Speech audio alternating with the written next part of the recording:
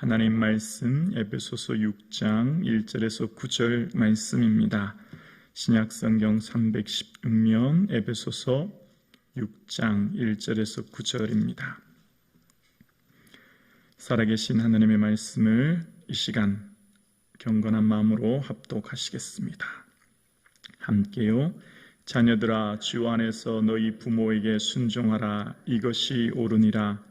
내 아버지와 어머니를 공경하라. 이것은 약속 있는 첫 계명이니 이로써 내가 잘되고 땅에서 장수하리라. 또 아비들아, 너희 자녀를 노엽게 하지 말고 오직 주의 교훈과 훈계로 양육하라. 종들아, 두려워하고 떨며 성실한 마음으로 육체의 상전에게 순종하기를 그리스도께 하듯 하라. 눈가림만 하여 사람을 기쁘게 하는 자처럼 하지 말고 그리스도의 종들처럼 마음으로 하나님의 뜻을 행하고 기쁜 마음으로 섬기기를 주께 하듯 하고 사람들에게 하듯 하지 말라. 이는 각 사람이 무슨 선을 행하든지 종이나 자유인이나 주께로부터 그대로 받은 줄을 알미라. 상전들아, 너희도 그들에게 이와 같이 하고 위협을 그치라. 이는 그들과 너희의 상전이 하늘에 계시고 그에게는 사람을 외모로 취하는 일이 없는 줄을 너희가 암이니라. 아멘. 하나님의 뜻은 일상의 삶 가운데서 이루는 것이죠. 가장 가까운 사람에게 현재 내가 발디디고 있는 그 땅에서 하나님의 원하시는 뜻을 이루라라고 하는 것이 에베소서에서 등장하는 남편과 아내, 자녀와 부모, 종과 상전 관계를 통해서 오늘 우리에게 말씀하고 있습니다. 가정은 하나님이 이 땅에서 최초로 만드신 제도입니다. 인간의 그 어떤 제도보다 가장 우선시하지요. 어떤 것과도 바꿀 수 없는 삶의 중요한 자리이기 때문입니다. 그런데 오늘 이 에베소서를 보면 조금 이때 당시 배경 상황으로 오늘 본문을 보면 조금 특이한 면이 있습니다. 왜냐하면 오늘 본문에 먼저 자녀들아 라고 시작하고 있는데요. 그 앞단락인 가정관계에서도 보면 아내들이여 라고 이야기하고 5장 22절에 아내들이여, 또 오늘 본문 1절은 자녀들이여, 그리고 6장 5절에 보면 종들아 이렇게 시작하는 겁니다. 이게 왜 조금 특이한 것이냐면 1세기 로마 제국을 지배하던 지중해 연안에서는 남성 중심의 가부장 체제의 사회였습니다. 그러니까 모든 권력은 남편에게서, 아버지에게서, 주인에게서 나오는 거죠. 그래서 이때 당시의 모든 가부장 체제의 중심은 실제로 그 남편과 아버지, 주인으로부터 시작하기 때문에 오늘 본문에 그리고 앞단락에서 시작할 때 남편들아, 부모들아, 종들아 이렇게 시작해야 일반적으로 맞는 것입니다. 왜냐하면 교회 모든 권위가 그 힘 있는 사람으로부터, 위로부터 아래로 내려오기 때문이에요. 그런데 사도 바울은 오늘 본문에 이야기할 때 아내와 자녀와 종들에게 먼저 권면하고 있는 것을 보게 되어집니다. 이것은 이때 당시에 모든 교회들이, 그러니까 교회 밖에서 사회에서는 힘에 의한 논리로 주종관계로 이루어진 사회였지만 교회 내에서는 서로 평등한 분위기의 관계가 형성되고 있었기 때문입니다. 갈라디아서 3장 28절에도 보면 그 당시 교회 상황에 대해서 이런 말을 하죠. 너희는 유대인이나 헬라인이나 종이나 자유인이나 남자나 여자나 다 그리스도 예수 안에서 하나니라 라고 이야기합니다. 그러니까 오늘 본문 이 에베소서 5장이 오늘 가정에 대한 앞단락도 그리스도를 경외함으로 피차 복종하라 이렇게 얘기하는 겁니다. 그러니까 이때 1세기 로마 제국이 지배하던 지중해 연안의 당시 사회적 배경과는 조금 상반되는 가치관인 거죠. 교회 밖에서는 가부장 관습으로 인한 주종 관계가 형성되어 있었는데 교회 공동체 내에서는 남편과 아내, 주인과 종 사이에 서로 평등을 이야기하고 있는 거예요.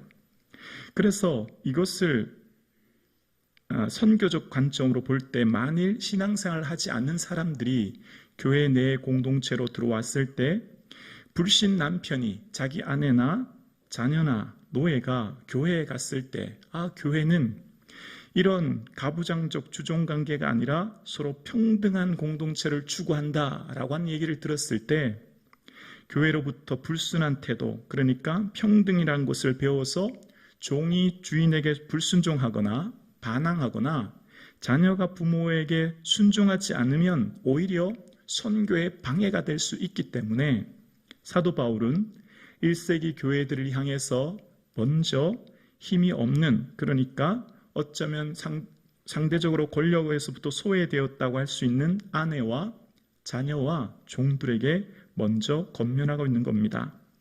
기독교 복음의 선교가 방해되지 않도록, 사회로부터 소외된 종교가 되지 않도록 먼저 아내와 자녀와 종들이 순종함을 가르쳐서 교회 안에서의 평등의 공동체로 이루지만 교회 밖에 아직까지 세속화된 사회에서는 그 사회 질서를 유지하게끔 이야기하고 있는 것이죠.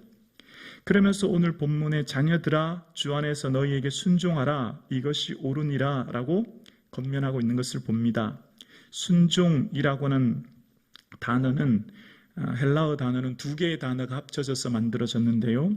아래에서라는 단어와 듣다라는 단어가 합쳐져서 아래에서 듣다, 그러니까 자신을 낮추어서 듣는 것을 이야기하는 겁니다. 부모의 말에 자신을 온전히 낮추고 자신을 겸손하게 굴복하여 듣는 자세를 말하는 거예요. 그래서 오늘 헬라어에서는 이것이 자녀들아 주 안에서 너희 부모에게 순종하라 라고 왜냐면 단어가 헬라어에서는 들어있는데요. 왜냐면 이것이 옳으니라 라고 이야기하고 있습니다. 이것이 주님 보시기에 의로운 것이라 라고 이야기하는 겁니다. 순종하라 라고 하는 것은 명령형으로 쓰여져 있습니다. 그러니까 이것은 선택할 수 있는 것이 아니라 절대적 의무를 이야기하기 위한 것이고요. 또한 이 명령형은 현재 명령법입니다. 그러니까 한두 번 부모에게 순종하고 그치는 것이 아니라 인생을 살아가면서 매 순간 지속적으로 꾸준히 이루어야 될 것이 바로 부모에 대한 순종을 가르치고 있는 거예요. 그러면서 2절과 3절에 부모를 공경하는데 이것은 약속 있는 첫 계명이고 땅에서 잘되고 장수한다라고 이야기합니다. 부모님을 공경하는 것, 원어의 뜻은 높은 가치가 있다는 거예요. 이 땅에 있어서 하나님을 경외하는 것만큼 부모님을 경외하는 것이 가장 높은 가치임을 이야기하는 겁니다. 그러면서 10계명의 5번째 계명을 인용하는 것을 보게 되는데요. 10계명의 5번째부터 10번째는 사람에 대한 계명이지 않습니까? 그런데 여러분 아시는 것처럼 5개의 계명 중에 유일하게 부모 공경에 대한 것에만 보상이 들어 있습니다. 10계명의 5가지 중에 유일하게 부모를 공경하라 그리하면으로 시작된 그 보상의 열매를 설명하고 있는 거예요. 부모 공경이 그만큼 중요한 것을 이야기하고 있고 그것이 곧 하나님의 뜻인 것을 말씀하고 있는 겁니다. 그러면서 또한 하나님이 원하시는 뜻은 자녀들을 노엽게 하지 말고 주의 교훈과 훈계로 양육하는 것, 그것이 주님의 뜻이라고 이야기하고 있습니다. 여기서 양육하다라는 말은 영양분을 제공하다라는 뜻인데요. 어떤 영양분을 제공하라는 것입니까? 교훈과 훈계의 영양분을 제공하라는 거예요. 여기서 교훈이라는 말은 훈련을 통해 교정하다라는 의미인데요. 하나하나 따라 실천할 수 있도록 실예를 보여주면서 가르칠 때 쓰는 단어가 이 교훈이라는 단어입니다.